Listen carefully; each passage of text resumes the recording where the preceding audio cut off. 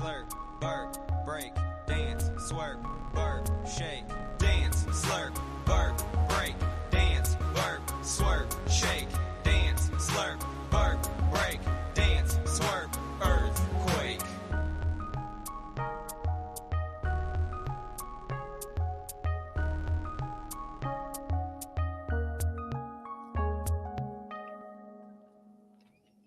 All right, show 2 of the morning.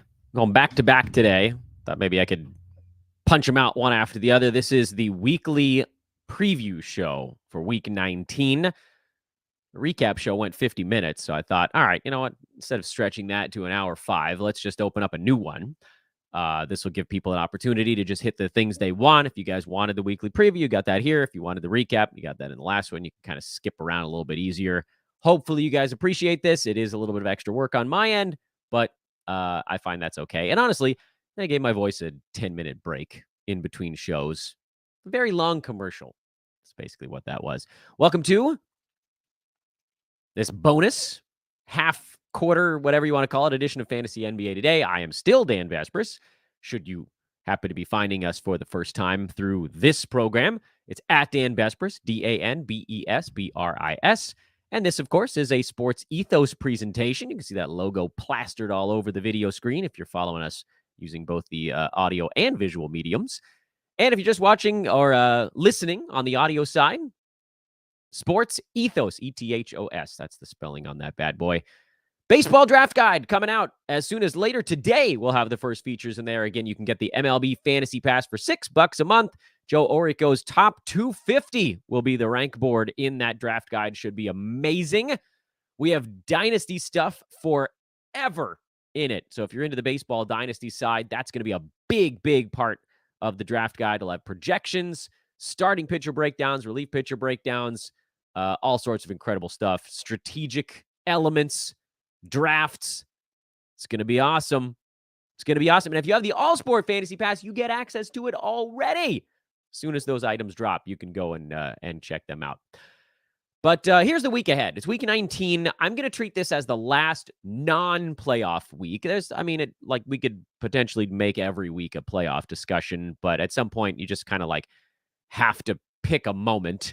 And so next week, March the 4th, is when I'm going to be basically treating the our sort of nightly breakdowns as playoff tilted.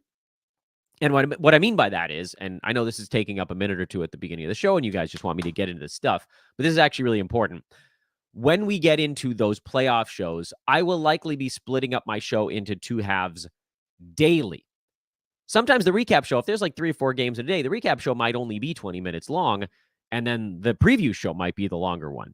So instead of doing one long one, we're going to break it up into chunks, because I got a lot of feedback last year that people were like, Dan, we only play Roto. We don't want to hear about your long playoff streaming board. And then I had people that were like, your head-to-head stuff is amazing right now. I love the long streaming, but I don't want to have to sift through this ridiculous recap stretch. So we're going to bust it up. And that'll start next week. Although Monday next week is going to be weird. So we'll probably try to do the weekly preview show sort of in conjunction with the nightly streaming board. But that's going to be the way we treat things going forward, starting as early as next week. This week is going to be a little bit of a down week because I think buy lows probably don't make sense anymore. Most leagues are past their trade deadline at this point. So I don't know if we're going to have that show mixed in there. We already did our silly season stash board. So there aren't that many sort of like one-offs that I'm going to throw out there, but I'll try to come up with something for you guys. But starting next week, there are going to be a lot of shows. I'm going to try to do one every day if I can, because every day there's something going on with your playoff head-to-head battle. And you just like, I can't, like, if I do a show on a Friday, that may not apply to what you're working with on a Sunday. If you have any questions, by the way, on today's show, because we're running live, we're talking, weekly preview, feel free to throw them in the chat room. I can probably get to them if they're about this topic, weekly preview stuff. So the big thing, and you guys can see if you're watching, the graphic is small right now. The big thing going on this week is how to handle the streaming stuff. There are a lot of ways that we can approach it, And I'm going to go ahead and make that bigger so you guys can see. This is actually an item that's in our Fantasy Pass. This is the streaming board. I've added some color coordination on it. We're going to be going through this on today's show to see kind of how you break it all down. And the reason I like to do it this way, instead of just saying, oh, who has X number of games this week, which is, by the way, also relevant, but to me, that's just a starting point.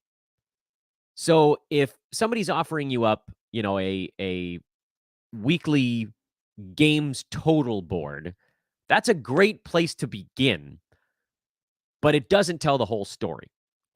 So, like, if you're looking at a games played board right now for the teams in the NBA, I believe 1, 2, 3, 4, 5, 6, 7, 8, 9, 10, 11, 12 of the 30 teams are 4-game weeks, and the other 18 are 3-game weeks. There are no 5s, which are pretty rare this year, other than some rescheduling tucked a 5 in there, and I think Brooklyn has one coming up. And there are no 2s this week, which is 2s are more common. Almost every team has a 2 in their schedule. Some have a lot, like the Clippers have a lot of 4s, but then they have some 2s to balance it out. But the fact that there are no 2s this week means that first thing that should pop into your head is, okay, well, there isn't like an obvious player on my team that I need to abandon ship on. Great. That's lovely. By the way, there are no 2s next week either. Brooklyn has a 5, if you're looking that far ahead. Okay, no 2s this week. That takes one of the little, uh-ohs off the board. Because you don't have to look at your team and go, crap, I have a 2. What am I going to do with this guy? It also means that most likely you and your opponent are going to have a relatively similar number of games played this week. It's not going to be exact. Obviously, it's not going to be exact. But because it's all 4s and 5s, if you and your opponent just set your lineup for the whole week, I would bet, and I like to say this, I would bet my vast fortune that if you're in like a Yahoo Public Prize League, which is 13 roster slots, that's pretty small rosters, but you're probably going to be within 3 games of your opponent. It also means that because 18 teams play 3 games and 12 play 4, there actually just aren't that many games this week. For whatever reason, it's just a little bit of a lower tide week of basketball. I can't explain it. Some of it is because teams played a bunch coming right out of the All-Star break last week. So this most recent week, you had a bunch of 3s and some 2s jammed into 4 days of basketball. And so then the team sort of resultant, you get a little bit of a semi-breather. And some of it is just luck of the draw. So what all of that means when you roll it together is, one, you don't really have a bunch of guys on your team that you have to avoid. You don't have those radioactive 2-game guys that are sitting like between 75 and 125. You're like, I can probably find a 4-gamer at 140 who's going to do better. Great. That makes it simple. But on the flip side of that is, because it's not that many games this week, it's not like if it was like flipped and it was 18 teams had 4 and 12 had 3, then it'd be a pretty busy week. But just that difference of like basically 6 ball games effectively, not that, I mean, it's a little bit more than that, I guess, because we have to slice it in half. So you can't just say 12 times, what did I say, 4? That'd be 48. But those teams play each other, right? You have to divide it in half at the end. So there just aren't that many games this week. 3 times 18 is 54, and 12 times 4 is 48. So that gets you 102. So 51 games total this week, I think, if I'm doing the math right on that. That's just not that much. So what it means is then, if you can find a way to squeeze an extra game or 2 to really utilize your streaming board, that to me this says this is one of the most important weeks to stream. Because at the beginning of the week, you and your opponent likely have an almost same or very close to same number of games, whatever maximal streaming you can do actually is going to help a lot. On a busy week, you might have, again, let's say a 13 roster, you might have like 45 games you can wiggle out of it. And you turn 45 into 48 or 49, that's good. But if you can turn 35 into 38 or 39, it's a much larger percentage gain over what you were going to have. So streaming is very important this week. There are other factors at play that it's hard to talk about all of these on one show, but I'm going to do my best. The other thing that you have to stick in the back of your mind is if your playoffs start next week and you're streaming this week, you need to figure out, okay, am I safely in the playoffs? Because if I've if I have a shot at a top 2 seed, you want to be going for a bye. There's a lot of stuff you need to be considering. If you're going to go for a bye week, if you have to make sure you're in the playoffs, then you need to be streaming extra hard. If you feel like you're comfortably in the playoffs, but maybe can't go for a bye in the top 2 seeds, then you likely save all of your moves until the weekend to front load next week. I can't go over all of those strategies on one show right now. They will likely change over the course of this week, and you know what your situation is better than I do. Personally, I have a head-to-head team that's in first place. By the way, not punting turnovers on that team. Yeah, you can still do really well without doing it. I have a head-to-head team that's in fifth place. So that one is hanging on by a thread. That was a team that lost the 3rd and 4th round picks, and it's been kind of fighting, but better. I got a couple of guys back there. So that one, I obviously need to be going buck wild all week long on moves, maximum streaming. I think I have another one that's like right near the bubble on getting in. That one I just didn't draft all that well. One bad luck, just not a great team. So for those two, I got to stream like a son of a gun. And for the one that's in first place, I probably want to maybe stream just a tiny bit to lock in my first place, but not a lot. I want to make sure I'm saving moves to get ready for next week. But let's say that you are attacking this week and this week only. Let's say that you have a team like the one that I was describing that's, 5th, 6th place, where you have like a 3 or 4 game gap. It's unlikely you're going to fall out of a playoff spot. But if you get smashed this week and the guy in 7th place has a great one, you flip and you're out. So then we look at what's going on this week. So look at the graphic if you can see it on your screen. If you're not, this is the type of show I would recommend people try to watch if they can next time, because looking at this streaming chart is actually really helpful. And one of the great reasons you guys should get a fantasy pass next year if you didn't do it this season. One of many reasons. We have daily projections now, guys. We have daily projections. The other thing you'll notice as you look at the streaming board this week, and maybe you can do it just by looking at the way the games are listed on how many games per day. So let's do that. Actually, let's do that thing. 4 games tonight. That's a low tide. 11 games tomorrow. That's high tide on a Tuesday. Wednesday, only 6. Thursday, only 8. Friday, only 9. 1, 2, 3, 4, 5, 6. Yeah. Saturday, 5. And Sunday, 8 again. This reminds me, it's almost like a bubble week where every day seemingly is like 5, 6, 7, 8, or 9. That was the best, by the way. The bubble was horrible, and everything about COVID year was horrible. But the fact that there were 8 games and it was like 2 games every couple of hours, oh, that was great. You could just have the TV on all day watching basketball. Okay, so the games this week are happening in the evening because, home court and ticket sales and all that good stuff. But I love it when it's spaced out like that. But the first thing you need to look at if you're streaming this week is, are you overloaded on Tuesday? Because that's going to change the way you approach the front end of your week. If you are in a Yahoo Public Prize League, where it's 13 roster slots and start 10, in all likelihood, your Tuesday will be right on the borderline of an overload. Because just think about it from like how many teams are playing and how many are not. 22 out of 30 teams are playing, which is... What's 22 out of 30? 22 times 3.3. Actually, you know what? We can just do this on a calculator. It's 73. 73% of the league. And you need 10 out of 13 to maximize your roster slot. That's 77. So on average, you would be just slightly under an overload day tomorrow, Tuesday. 11 games in a Yahoo is just slightly under.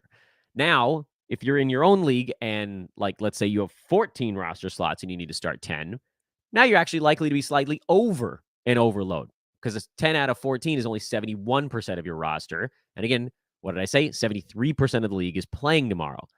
So league settings are going to matter. How many bench slots you have is going to matter. But if I assume that you're in a Yahoo league, start 10, 3 bench, so short bench, you probably will need one more guy to make sure that your Tuesday is full. So I'm going to assume that there are no overload days this week, but definitely check because you might have one. This is all average. It'd be very easy for someone to have all frickin' 13 of their guys going tomorrow if you just have dudes on the right or wrong team. So if you're overloaded tomorrow, you're likely in the minority. And so then you don't really have to worry about tomorrow. It does change approach a little bit. But let's start with the odds that you don't. Because again, the numbers suggest that more teams won't have an overload tomorrow than do. In that case, and you can see from the color coding on the screen, the Brooklyn Nets, the Detroit Pistons, the Miami Heat, the New York Knicks all have a back-to-back to start the week. Some of those teams have a slightly superior schedule beyond the back-to-back. For instance, Miami goes 4 in 6 days. New York goes 3 in 4 days. Detroit doesn't. They're just straight back-to-back. And Brooklyn goes 4 in 6.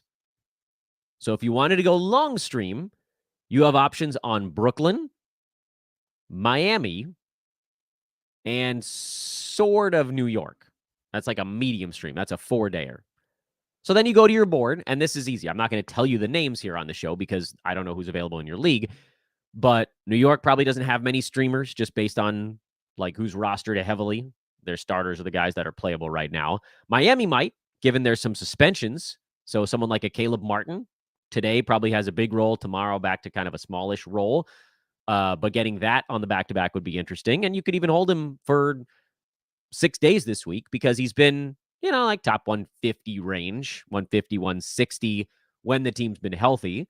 And you get 3 games of that plus 1 game of top 100. That's actually a pretty good thing to squeeze out of 6 days. And you could make a move on Sunday. But if you're also looking for 6 days, you could go Memphis because they go today, Wednesday, and then Friday, Saturday. It's sort of backloaded in the better part of their schedule. Think about it. They're a hard team to handicap right now. Or Brooklyn. They've got these fringy dudes. If someone didn't pick up Dorian Finney-Smith, he'd be kind of interesting for this. Most of the other guys on that roster that have a chance to be interesting in 6 days are probably rostered already. But that's the way that you'd think about starting your week. And then Detroit, if you just want to go with the back-to-back, they probably have more options. Quentin Grimes, Simone Fontecchio, these are guys that are on waiver wires right now in a lot of leagues. Very useful on a back-to-back if Grimes plays the back-to-back, but not for a long-term thing. So those are the ways that you could start the week. I would suggest, whether or not you have an overload day tomorrow, consider making a move at the beginning of this week, because if you don't do it today, you're almost definitely not making a move tomorrow. Then you have all of your moves on Wednesday, and your opportunity to maximize games played shrinks with every passing day of the week. So yeah, there are some teams that go 4 and 6 starting tomorrow, but how much is that actually helping you? You might as well use the move today, even if you don't have an overload day tomorrow, because what's the point of waiting at that point? You're sitting on a guy who's not playing today to pick up somebody who is. Most of the teams that are playing today are teams that you want to just hold the guy the rest of the week. I think Sacramento, are they the only team that goes today that doesn't have a 4-game week? Sacramento plays today. They've only got a 3-game week. New York plays today. They got 4. Toronto plays today. They have 4. Miami, Memphis, they play today. They've got 4. Detroit's got 4. Yes, there's a spaced out a little bit more. Brooklyn's got 4. So if you have a guy that's playing today, he's probably a guy that you can just hold for a while. Unless he's horrible and you need to get off, abandon ship, this is likely a guy that, if they're going to play 4 games this week, you probably hold on to them because, again, it's a lower games total week. There isn't really a move you can make with that roster slot that's going to increase your games played by more than 1. And even then, you're looking later on down the week. So what's the point? Sacramento, if you have a Kevin Huerter, they play today, you could make a move tomorrow. When Sacramento only has 2 games the rest of the week, you switch that into somebody who has 4. So that's a way to add 2 games to your week. But that's the only way to do it after today. There are some other spots where you can add 2 games rest of week much later in the week. But again, in talking about like why would you save a roster move for tomorrow, there's no reason. If you're going to use it tomorrow, you might as well just use it today. Except for Sacramento. Because a lot of these teams just don't play today. So there's an opportunity to take one of your guys that maybe only has 3 games the rest of the week, turn him into a 4 by making that move today. And you could also turn him into a 4 that maybe is open on Sunday if you wanted to make an additional move. As you look towards the rest of the week, I'm skipping over tomorrow because, again, presumably if you're using moves, you're using them today. You can start looking at Wednesday, but there aren't that many great options there. Denver and the Lakers have some kind of intrigue on Wednesday because they go back-to-back Wednesday, Thursday, and the Lakers have 3 games in 4 days over that stretch. Nuggets actually do as well. One of them is against each other. That's the Saturday game. So that's a situation where those 2 teams have 3 games left the rest of the week. But again, there's nobody in the league that only has 1 from that day on. So even if you made a move on Wednesday to a back-to-back, you're not gaining 2 games the rest of the week. There aren't that many reasons in my mind to do it unless you only have like 1 roster slot you're streaming. And so you went with a Detroit back-to-back, and then you could go to a Lakers or Nuggets back-to-back. And then you could go to a Thursday, Friday back-to-back if you wanted to. Are there any teams that have a Thursday, Friday back-to-back? Yeah, Portland. That's it. So you're stuck with Portland. They play the Grizzlies on back-to-back days. And then you made another move on Sunday. So 1 move Monday, 1 move Wednesday, 1 move Friday, 1 move Sunday. Yes, you turn that roster slot from either a 3 or a 4 game week into a 7 game week. But the best you can possibly do with that is adding 4 games to your week. That's the best. And that's not horrible. And it's something that you should definitely do if you only have 1 streaming slot. But a lot of us, myself included, a lot of my teams have 2 streamable roster slots. So I'm not going to use 4 moves on 1 roster slot. I'm going to long stream 2 of them or medium stream 2 of them. For instance, the Knicks were a team I mentioned. They don't have many streaming options, but just hypothetically, they're a team you could pick up Monday, Tuesday, Thursday, and then pivot to another club that has 2 games between Friday and Sunday. So now you've used 2 roster moves, and hopefully you've been able to maximize your situation there. But that would ultimately be now a 5-game week. Okay?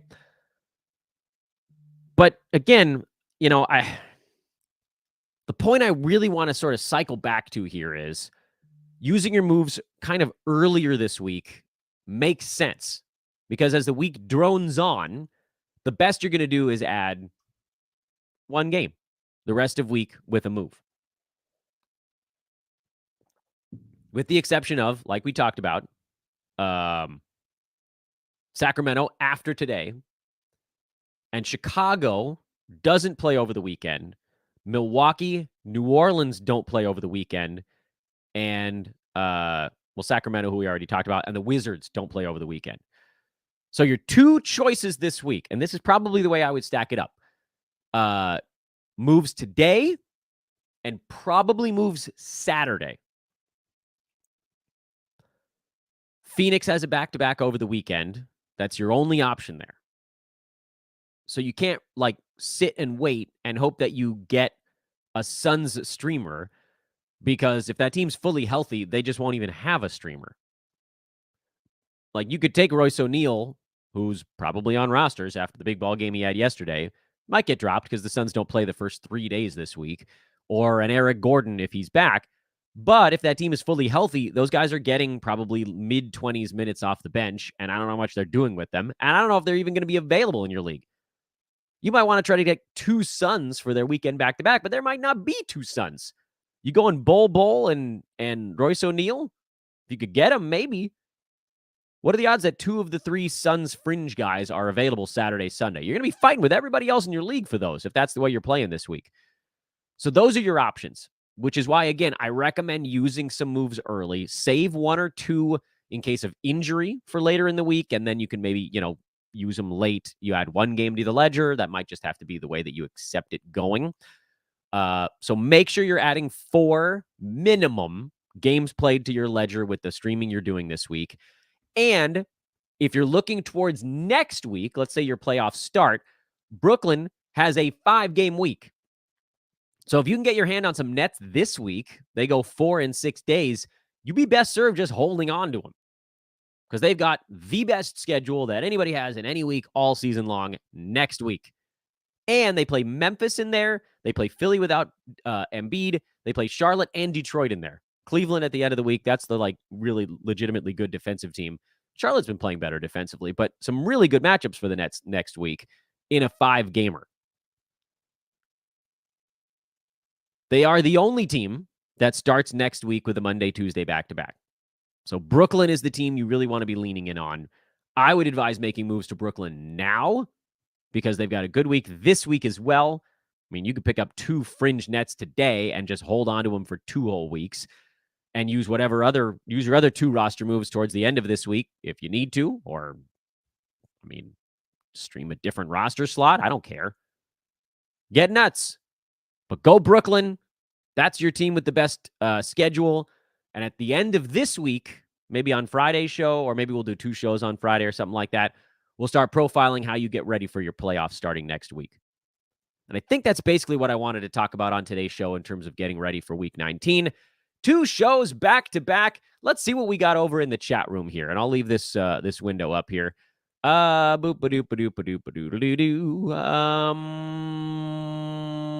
only answering questions about streaming. And so if you have questions that are not specifically about streaming, you can throw those in the comments after the show, and I will get to those at some point. I think we just got news on Chris Paul. Yes, he'll be back tomorrow. Well, that'll be interesting. Warriors have 4 games the rest of the week starting tomorrow. I don't know if he'll play in the back-to-back, but it's a possibility because it was a hand thing. So, it's not like he needs to rest a knee or something like that. So Chris Paul, absolutely an ad. If you can get him, I probably got dropped in some spots. This might ruin Brandon Pajemski. It might ruin Klay Thompson. It's hard to know. But Chris Paul, presumably, he can get up to full minutes pretty quickly as well. Again, because the injury was not to a lower body situation. So there's good news on that front. Good stuff in the chat room there because that happened while we were on air. What else we got? CP3 going to knock Draymond down to a drop? Possibly. I'm locked in the 1st seed. This is Steve. I'm now out of streaming spots for the playoffs because I picked up so many rest of season guys. How do I decide who to drop between Deontay George, Trey, Mann, Paul Reed, Jordan Poole? Schedule. Go on schedule. That's it.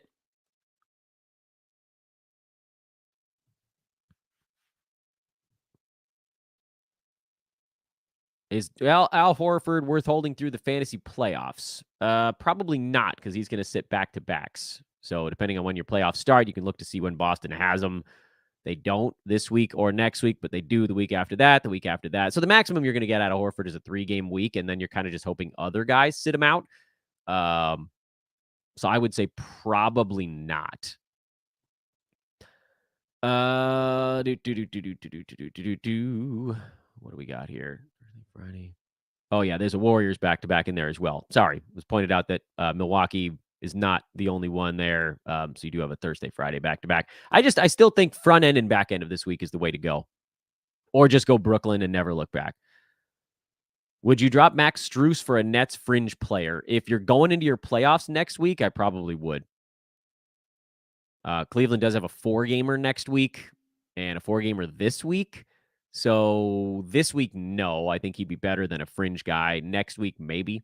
Guess it kind of depends on who the fringe guy is on the Nets. So, but probably in a perfect world to this question, I'd rather drop someone who has 3 games this week and next week for a Brooklynite. So, Boston, you go from 6 games to 9 games over the next 2 weeks. Denver, if you have any fringy guys there. Pelicans are 3-3. Phoenix is 3-3. Spurs, Jazz are 3-3. Pivoting off of one of those guys to a Nets player that has 9, that's a big jump.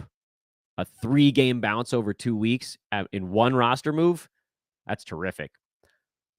Any Brooklyn players worth streaming this week? Yeah, I mean, almost everybody, because they start the week with a great schedule, and then they flow into a better schedule next week. And I think that's where I'm going to leave it. Hit me up with questions over on Twitter at Dan Besbris. That's where I can probably try to help you guys with some of this streaming stuff that's hard to convey without knowing sort of individual situations. I'll do my best. I'm going to try to host an AMA in our Sports Ethos Discord today if I can find time this afternoon.